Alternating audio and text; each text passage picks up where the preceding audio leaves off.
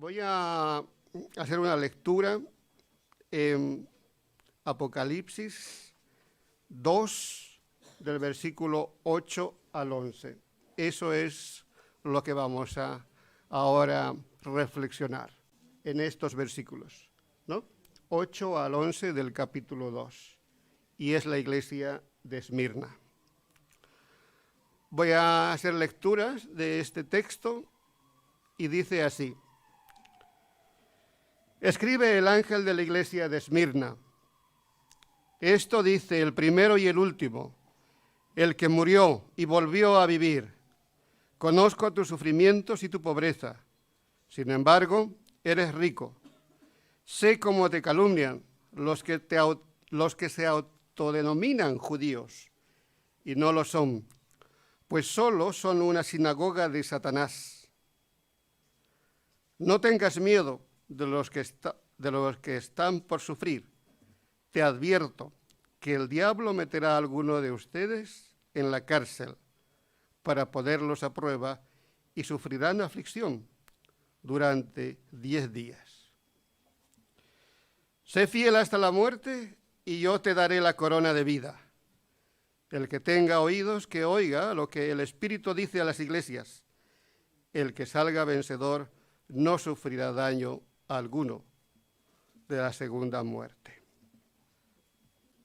Un texto breve, corto, conciso, pero dentro de ello lleva muchísima verdad, ¿no? Mirándolo bien, esta palabra de la iglesia Esmirna tiene una connotación tan interesante en el Antiguo Testamento, ¿no? En el Antiguo Testamento se usa como uno de los componentes, la mirra, en el aceite para la unción, y está destinada para consagrar a los elementos dentro del tabernáculo. Pero, posteriormente, estos elementos son sacrificados. Así que el nombre ya nos dice muchísimo. El nombre en el Antiguo Testamento, como se usa, es utilizado como el símbolo de grandes sufrimientos y muertes. Mirando nada más ya el Antiguo Testamento, cómo ese nombre se conjuga en el Nuevo, pues a ver ya qué nos está diciendo, ¿no? Así que he hecho la lectura y he dicho, bueno, ¿cómo vamos a sacar? ¿Qué voy a hacer? Dije, no, porque ¿cómo lo voy a contextualizar? ¿Y cómo lo voy a interpretar? ¿Y cómo se interpreta, ¿no? Así que he hecho un esquema, no sé si podíais ver, o se puede ver, mejor dicho, si lo pases a la segunda diapositiva. Me gusta tomar el texto, disgregarlo, ¿no? Las ideas, estas poderlos esquematizar y darme cuenta qué es lo que realmente está diciendo, ¿no? ¿Dónde está esta palabra importante, ¿no? ¿Qué es lo que realmente está transmitiendo el que ha escrito para poder entender? Y me ha ayudado de la Nueva Biblia Internacional, porque esta me da pie a poder digregar las ideas. Y mirad lo que sale, ¿no? Primero habla el ángel de la iglesia de Esmirna. Eso es así. Y luego él habla y dice, conozco tus sufrimientos. ¿Quién es el que habla? El que habla, lo dice también el texto, es el primero, el último, el que murió y volvió a vivir. Y esa persona, que es naturalmente Jesucristo, nos dice, yo conozco. Y ahora lo dice de una manera plural. Tus sufrimientos, no es uno, sino muchísimos sufrimientos. Y dentro de ellos marca uno muy interesante, del que dice, conozco tu pobreza. Mirando un poco la iglesia de Esmirna, pues sí, era pobre en comparación de los judíos de aquel tiempo que allí vivían. Ellos tenían permitido poder llevar su función religiosa, pero los cristianos pobres, pocos, mirad cómo sufría. Y luego también dice, yo conozco, ¿no?, las calumnias, que hay unos que se autodenominan, dicen ser judíos, no lo son, pero estos, dice, ¿no?, te calumnian, os calumnian. Y luego dice, ¿de dónde procede ese tipo de espíritu? Y lo dice, ellos son una sinagoga de Satanás. Es decir, que indirectamente entonces Satanás los utiliza y los castiga. No, mejor dicho, les hace sufrir, ¿no? Y luego parece que hasta aquí pues ya ha sido suficiente, ¿no? Pobre de aquellos cristianos de los cuales están sometidos a esta calumnia, sometidos a un montón de ídolos que había, pobres, y pueden decir, bueno, ahí ya se puede acabar. Pero no, luego le dice, te advierto, vaya, que alguno de vosotros, dice, ¿no?, el diablo les meterá a la cárcel. Entonces aquí yo veo, digo, oh, si allí Satanás de una manera indirecta estaba ahí inquiriendo, ahora ya directamente el diablo. Y dice, alguno de los otros, para que pongáis en prueba, y sufrirán aflicciones durante 10 días. Ya lo comentó también David, que este número es un número simbólico, no dice exactamente que así 10 días va a ser, sino nos da a entender que va a ser repetidas veces la prueba. Y cuando habla la prueba es un tiempo corto. Entonces cuando entiendo aquí y digo, wow, ¿no?, aquí estos hermanitos, los cristianos que estaban en esta iglesia, no era suficiente nada más los sacrificios, los sufrimientos que estaban pasando, sino que encima se iba a venir algo más gordo.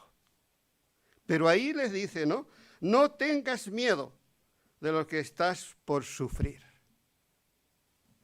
Y esto, ¿cómo me lo dijeron, ¿no? ¿De qué manera no voy a tener miedo?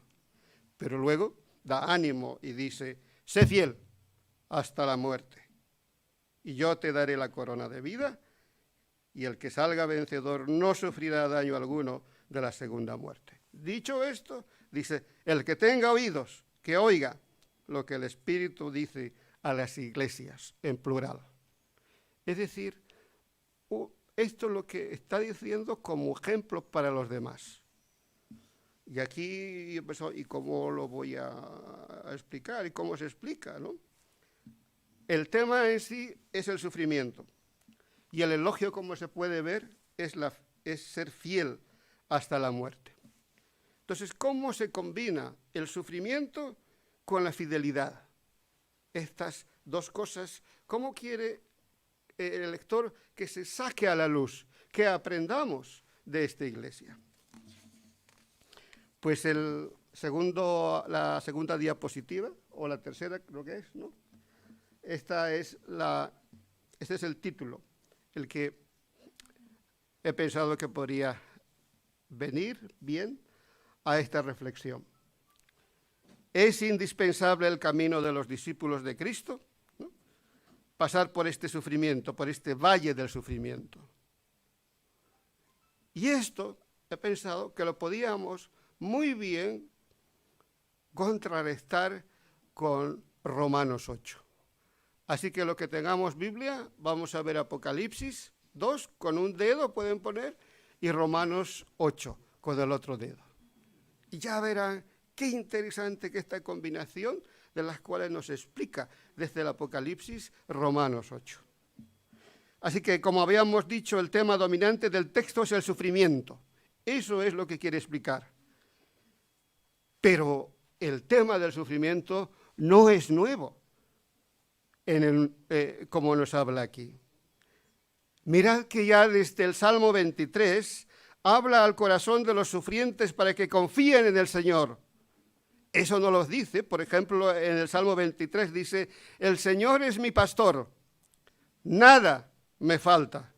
En verdes pastos me hace descansar, junto a tranquilas aguas me conduce. me infunde nuevas fuerzas, me guía por sendas de justicia, haciendo honor a su nombre. Perfecto. Luego viene, aún si voy por valles tenebrosos, por ese sufrimiento, por ese camino, por esos valles tenebrosos, dice, no temeré mal alguno, porque tú estás a mi lado, la vara y tu bastón que me reconforta. Esta lectura hace pensar que el Señor es tu Señor, que te va a ayudar a pasar por ese sufrimiento. Está también la vara para disciplinarte y está también por el otro lado para sostenerte, pero tienes que pasar. También lo habla el Salmo 84, versículos 5 y 6, sobre el sufrimiento, para aquellos que ya han pasado ese valle de angustia. Y dice, el Salmo 84, 5, 6, dice así, dichoso el que tiene en ti su fortaleza y de corazón camina por sendas. Cuando pasa por el valle de las lágrimas, lo convierte en región de manantiales. También las lluvias tempranas cubren de bendición en valle. Y cuando se lee así, digo, cuando pase por el valle de lágrimas, sí, estas lágrimas, ¿no?, que se derraman. Esa reacción que hay, luego se convierte, dice, en manantiales.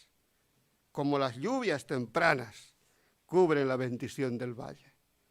Aquí cuánto nos hace falta la lluvia, ¿no? Pero cuando llueve se nota. Ya el verdecito lo tenemos por allí.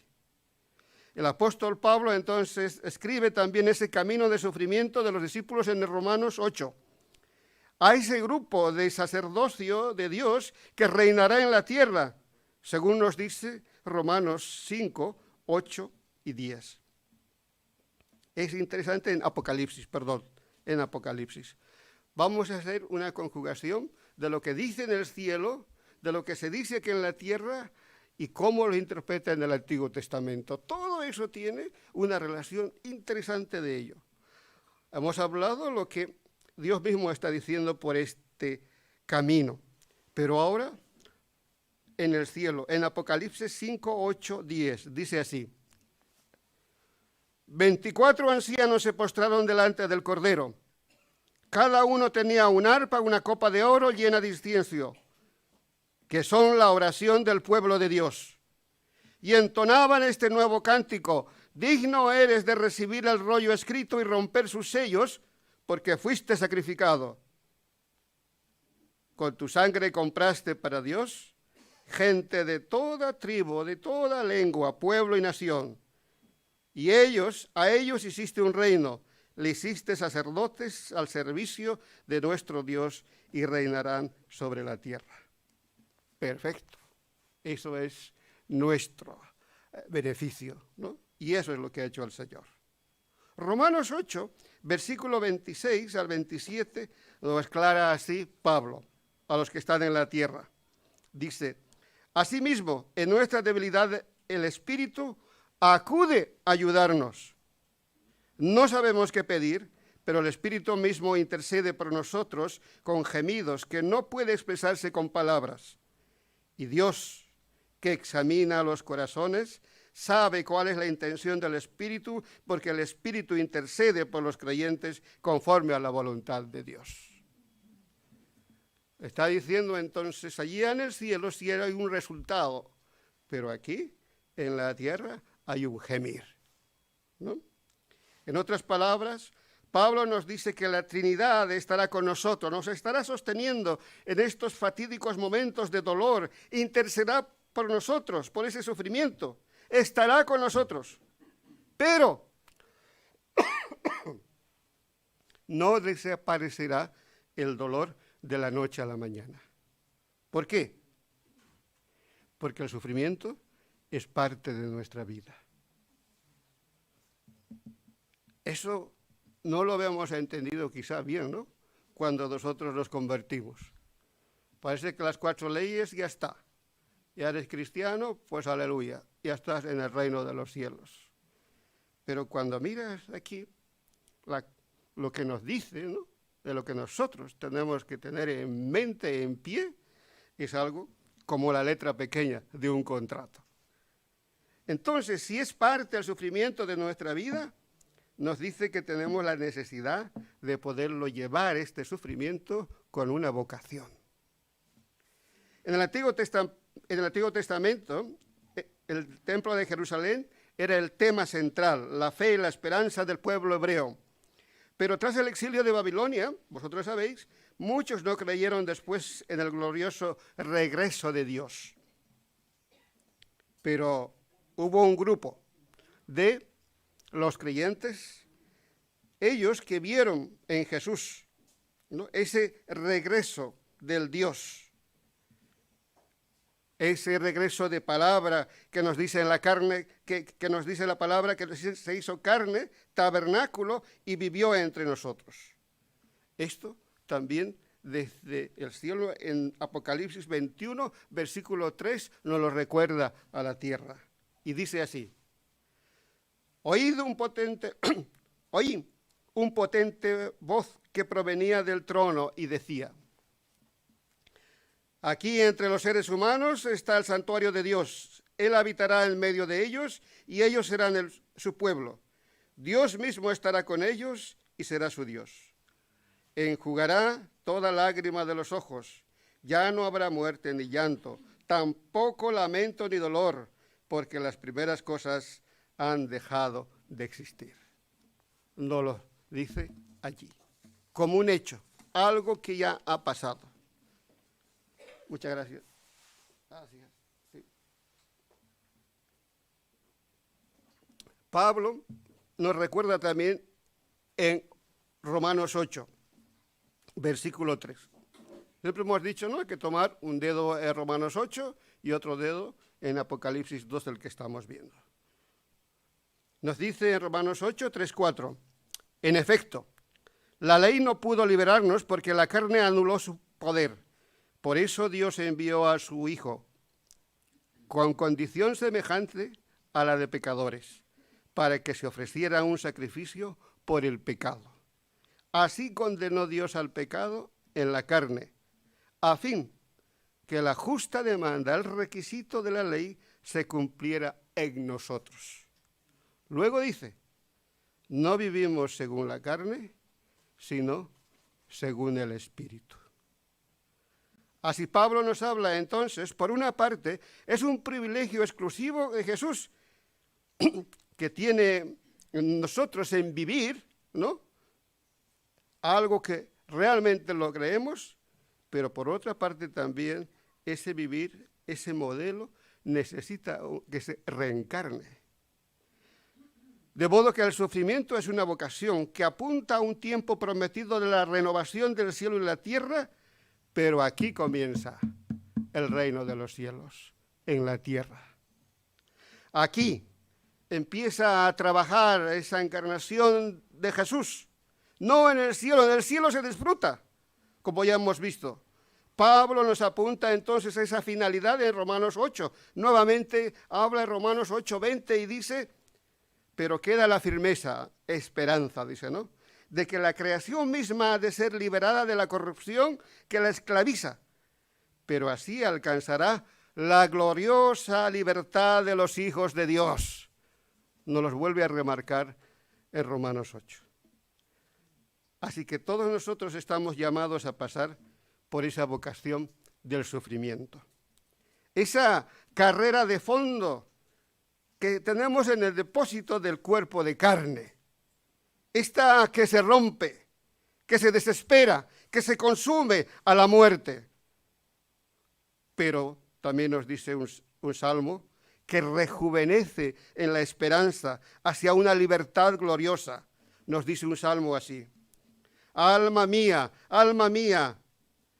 al Señor alabe todo mi tu santo nombre.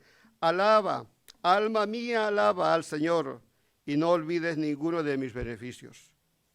Él perdona todos tus pecados y sana todas tus dolencias. Él rescata tu vida del sepulcro y de corona y gran amor y misericordia. Él te colma de bienes y te rejuvenece, te renueva como el águila.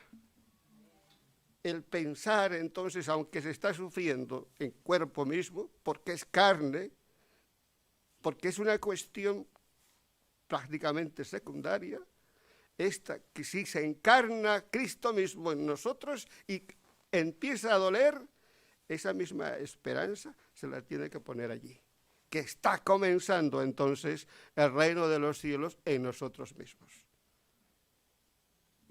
Así que muchos de los que rondan mi edad ya andamos con nuestros achaques, ¿no es cierto? Y después de las operaciones, ¿qué?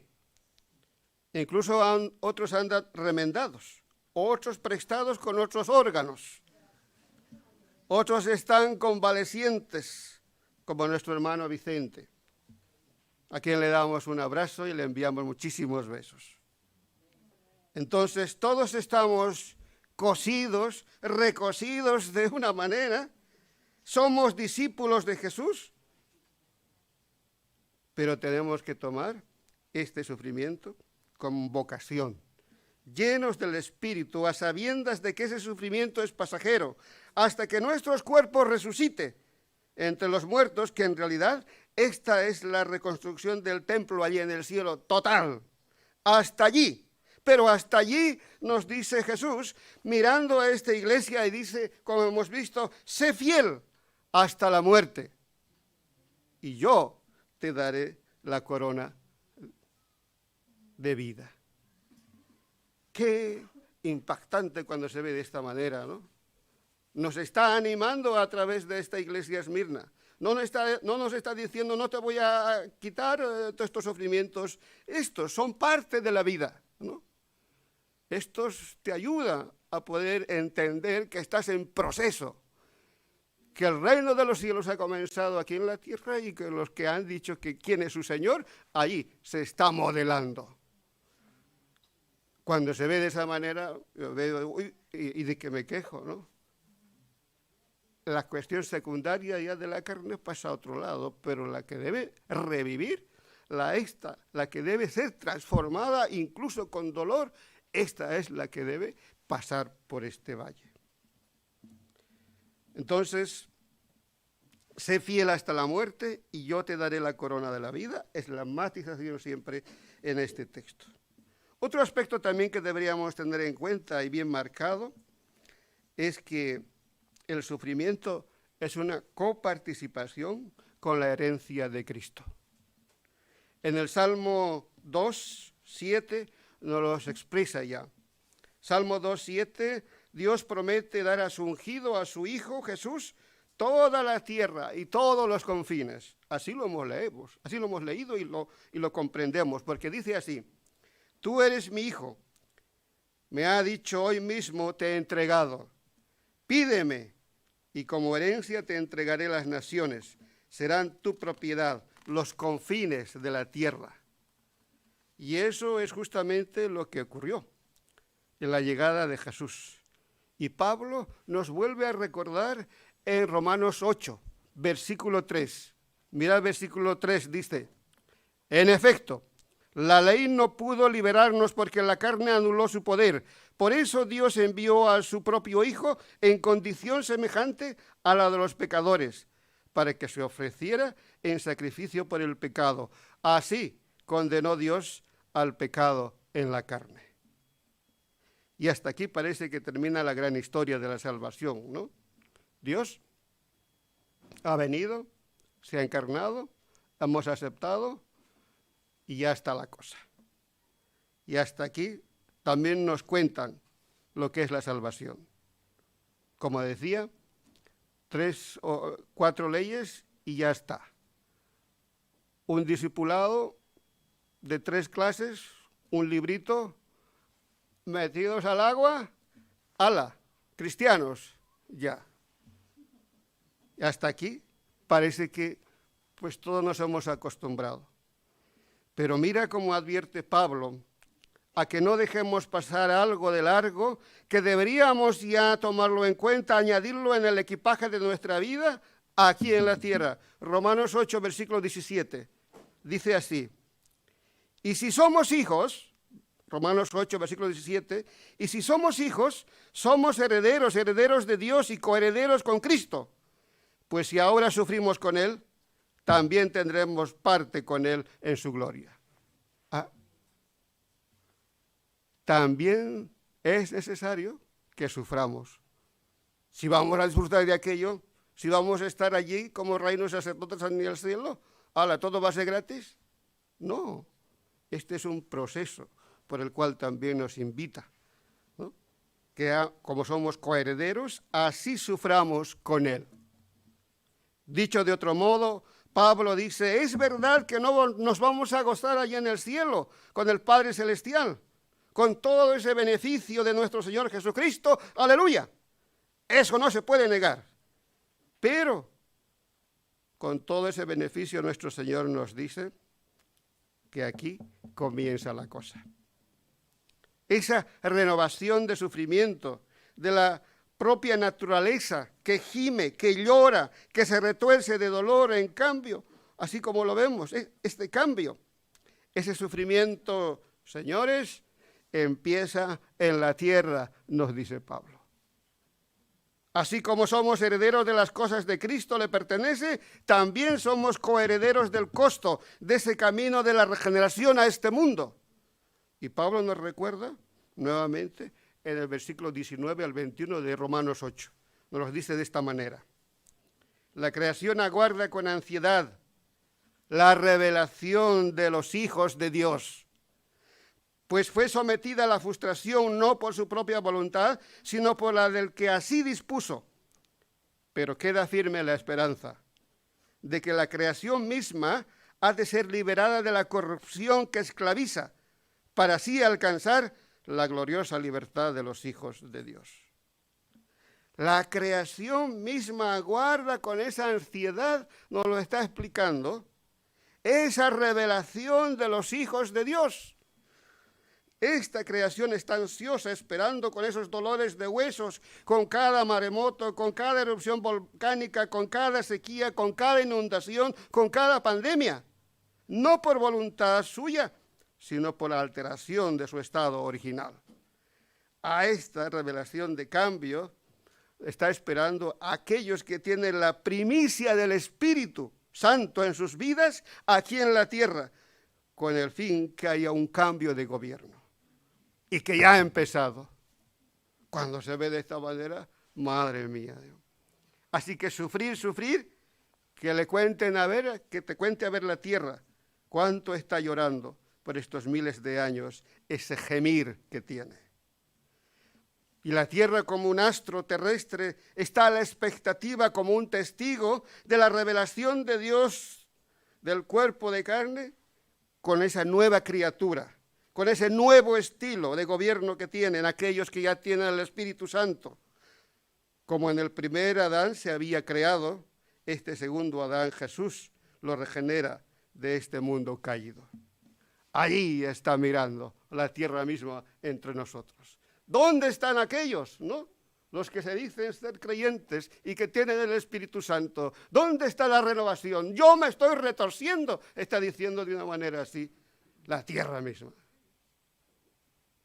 ¿Y dónde? ¿Desaparecidos? David, Salmo 8, versículo 3, dice así de esta manera. Cuando contemplo tus cielos, obra de tus dedos, la luna, las estrellas que allí fijaste, me pregunto, ¿qué es el hombre para que en él pienses? ¿Que el Hijo del Hombre para que le tomes en cuenta, que le hagas copartícipe de ello? Lo hiciste poco menor que los ángeles y le coronaste de gloria y de honra. Le diste dominio sobre la obra de tus manos. Todo lo pusiste bajo de tus pies. ¡Buah! ¡Qué responsabilidad de la cual nos da! Dicho esto, entonces deberíamos admitir que el sufrimiento, tanto de vocación como tanto de coparticipación de herencia de Cristo, es parte de la renovación a largo plazo.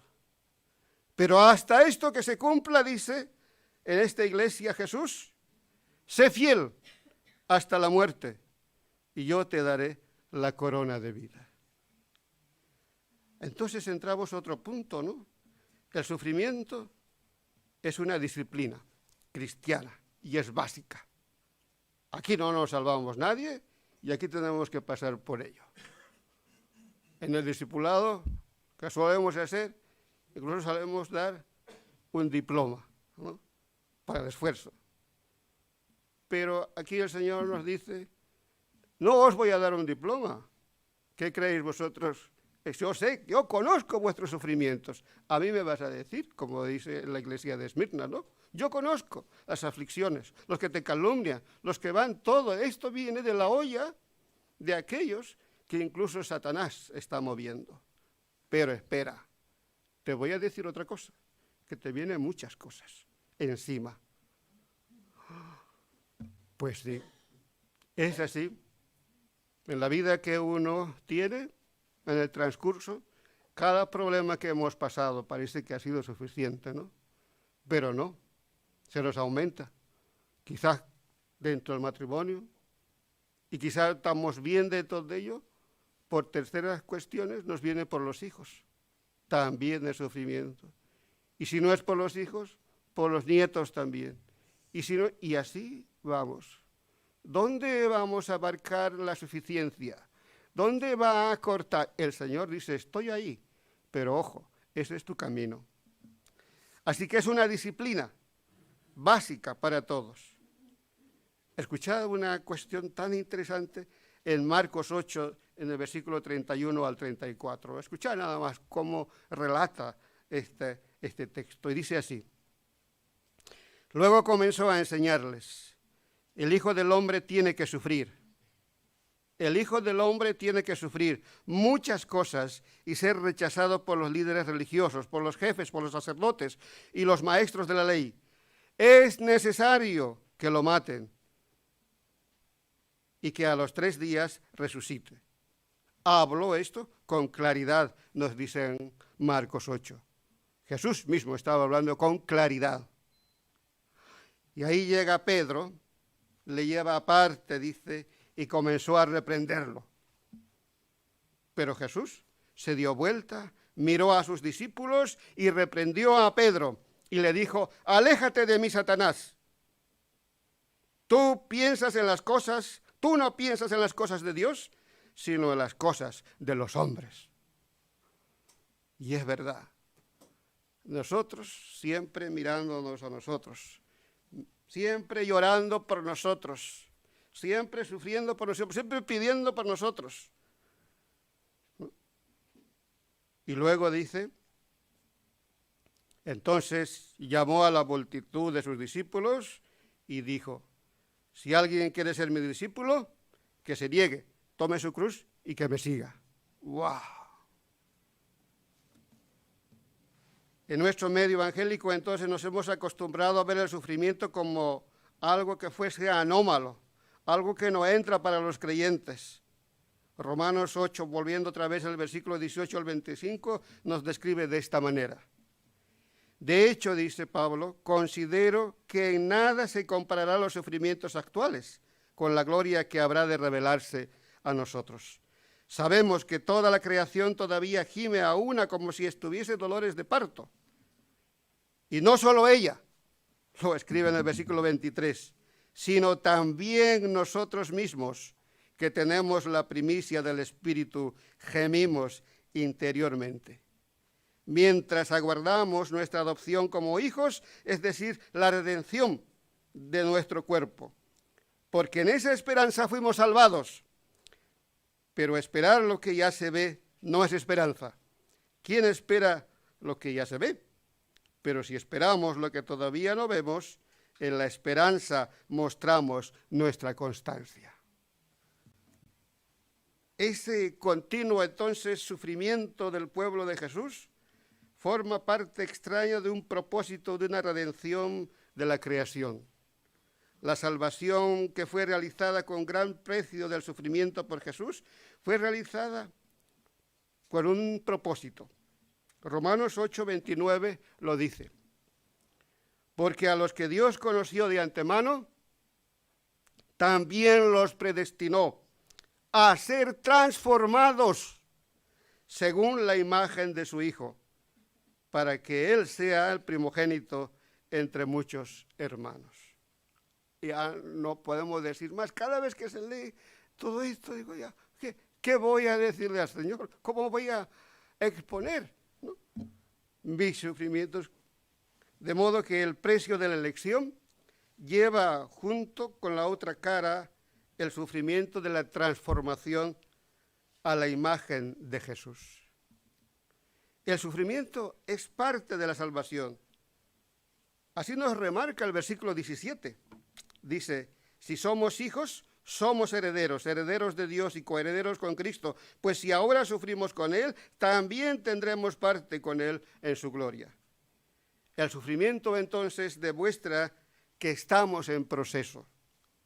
Lo que ha empezado aún falta todavía en completarse. No nos viene ese versículo que dice, todavía está trabajando el Señor, hasta que lleguemos al final. Pero hasta que lleguemos al final, nuevamente en la iglesia de Esmirna dice, sé fiel hasta la muerte y yo te daré la corona de vida. Para concluir, me gustaría matizar dos cosas interesantes que he hallado y de las cuales realmente da columna a lo que estoy diciendo con estos dos textos, Apocalipsis y Romanos 8. Apocalipsis, lo que hemos matizado, sé fiel hasta la muerte, ¿no? Vamos a volver a ver el diagrama. Ya no me recuerdo el nombre, Sergio, ¿no? Por favor, el diagrama, pudieses ponerlo para volverlo a matizar. Ahí lo he remarcado, sé fiel hasta la muerte. Eso es lo que realmente tenemos que hacer, ¿no? Es interesante, mirándolo un poco, bueno, no un poco, sino es que atentamente, la calidad del verbo en el original. Y el verbo está en griego medio pasivo. ¿Y eso qué es? Podemos decir, ¿no? El término, en esa conjugación, el término apunta a una acción continua, varias veces, y en un mandato, para que resulte esa acción continua como un beneficio propio. En otras palabras, en esta palabra sé fiel, nos está diciendo, continúa siendo fiel a ti mismo, lucha, convéncete a ti mismo hasta el final, no te engañes. Eso da a entender Jesús a esta iglesia de Esmirna. Por eso no le ha dicho se han acabado los sufrimientos, no, está diciendo continúa, lucha, convéncete a ti mismo hasta el final, no te engañes, porque todos esos sufrimientos no son suficientes, sino que continuarán. De ninguna manera es suficiente, porque vienen, le dice a la iglesia de Esmirna, vienen unos sufrimientos más gordos todavía. El diablo en persona se va a encargar de ello. Mas tú, continúa siendo fiel a ti mismo, lucha, convéncete a ti mismo, no te engañes. Pues hasta que el sufrimiento se haga vocación, que pague la cuota de regeneración en tu propio cuerpo, que alcance la gloriosa libertad de Cristo, que apruebes el curso del discipulado del Señor, que veas tu nombre escrito en el libro de los libros hasta allí y recibirás la corona de vida. Vamos, está diciendo Jesús, apechuga con tu sufrimiento, toma tu cruz, continúa, sígueme, continúa siendo fiel como estás luchando, sé fiel hasta la muerte. ¡Wow! Cuando veis ahí, es verdad, ¿no? Y el cristianismo siempre es así, no es para cobardes. ¿No os suena un versículo que dice, el reino de los cielos no es para cobardes? Está escrito. Aquí es para valientes. Tomad en cuenta esta palabra, ¿no? Sé fiel de esa manera. Seguid, sé fiel hasta la muerte, yo te daré la corona de vida. También he estado pensando, ¿y esto cómo, de qué manera lo vuelve a decir y de otra manera me lo explica? Y es interesante cuando se ve en Apocalipsis 12, versículo 11. Lo que la tierra está diciendo, Apocalipsis 2 en el versículo 11 dice así. Ellos, dice, ¿no?, los santos acusados por Satanás, lo han vencido por medio de la sangre del Cordero y por el mensaje del cual dieron testimonio. No valoraron tanto su vida como para evitar la muerte. ¡Wow! Nos está contando entonces aquí en Apocalipsis cómo aquellas personas, algunos de estos, valientemente, ¿no?, por la sangre de Cristo y por su propio testimonio y su valentía y su lucha, ahora han pasado allí. Y cuenta con aquellos. Como hemos visto, cada punto tiene su inicio. Apocalipsis 2, Apocalipsis 12 desde el cielo, y de estas dos cosas, en el medio, ¿qué? En el medio está el caminar del valle oscuro con esos duros problemas que se debaten, que nos debaten en la pareja, con los hijos, con los suegros, con la iglesia, etcétera, los que haya. En este aspecto urge entonces la necesidad y la clave importancia de poder orar. Y lo dice también, versículo 26 y 27 en Romanos, dice así.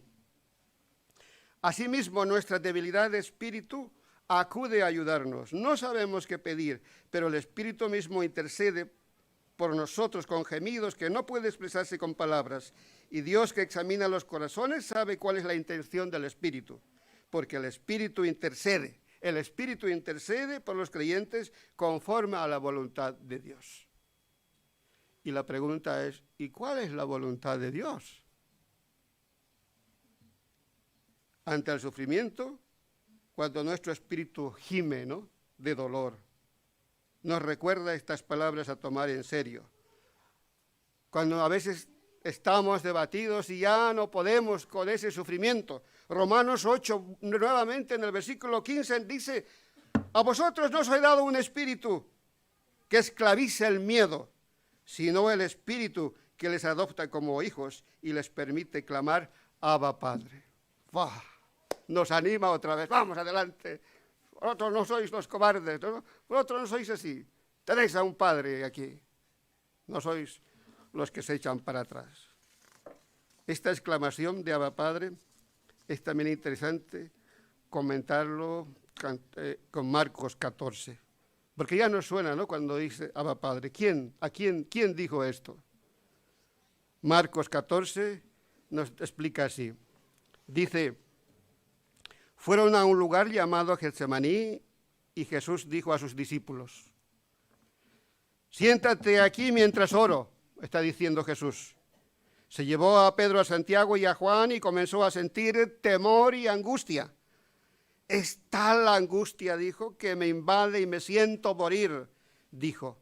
Quédense aquí y manténganse despiertos, le dijo Jesús. Yendo un poco más allá, se postró en la tierra y empezó a orar y le dijo, de ser posible, no tuviera él que pasar por aquella hora. Señor, dijo, no, si a ser posible, líbrame de esto. Y decía, Abba, Padre, todo es posible para ti. No me hagas beber de este trago amargo, pero no sea lo que yo quiero, sino lo que tú quieras. En ese momento estaba en un punto crucial Jesús, y él mismo cargó con su cruz, por la voluntad del Padre. El Padre no quiso quitarle aquella cruz de sufrimiento, sino que le dejó que lleve esa carga por el valle del oscuro, tortuoso sufrimiento, porque tenía un buen fin. Y de esa manera, después de este contexto, también nos habla en Romanos 26 y 27. Volvamos aquí y dice Pablo, en el 28, versículo 28, dice así, y sabemos a los que aman a Dios, todas las cosas le ayudan a bien. Esto es, a los que conforme a su propósito son llamados. Ahora esperad, estos sufrimientos de los cuales estamos hablando terrenales son cosa aparte. Esto es harina de otro costal, ¿no? Muchos de ellos llegan por las situaciones de la caída, por el pecado. Muchos de ellos no los fabricamos nosotros, pero de allí no está hablando de ello, sino de la voluntad del cual este tipo de sufrimiento existe una regeneración a un nuevo ser. Este texto no está diciendo, ¡hala, es tu destino!, ¿no?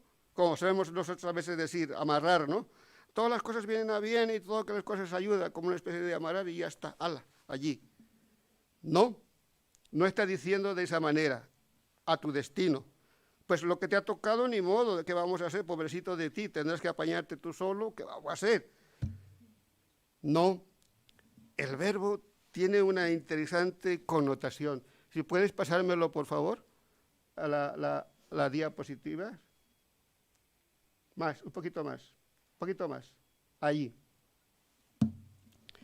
Cuando dice aquí, y sabemos que las cosas aman a Dios, todas las cosas le ayudan, ¿sabe qué está diciendo?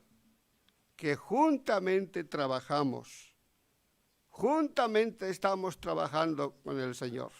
Él está trabajando en nosotros. Nosotros estamos aportando todo lo que creemos en Él. Él nos está llevando por ese camino oscuro. Pero Él nos es consuelo. Hay un destino cierto. Así que nuestro Padre Celestial hace eso. No nos abandonó, como no abandonó a su Hijo Jesucristo, ¿no? Sino que le acompañó en el sufrimiento. Padre y Hijo juntos trabajaron para un destino glorioso, para la restauración de la creación. Y así entonces Dios nos invita a trabajar con ese mismo propósito. ¿No somos coherederos? ¿No somos sus hijos? Romanos 8:28 dice, Dios dice a los que aman, pero si lo tenemos escrito muy subrayado, de esta manera dice, trabajemos juntos a través del sufrimiento. Mi hijo y yo ya hemos hecho la parte principal, la que es imposible para los hombres. Ahora te invito a que trabajes con tu parte, tu cuota de participación, con disciplina, con esperanza, con vocación. ¡Anímate, hombre! ¡Apechuga! Está diciendo, ¿no? Sé fiel hasta la muerte y yo te daré la corona de vida, dice el Señor. Amén. Que el Señor nos dé esa valentía para poder seguir por este camino, porque es un camino del que realmente revela lo que somos y lo que espera en el nombre del Señor. ¿Ven?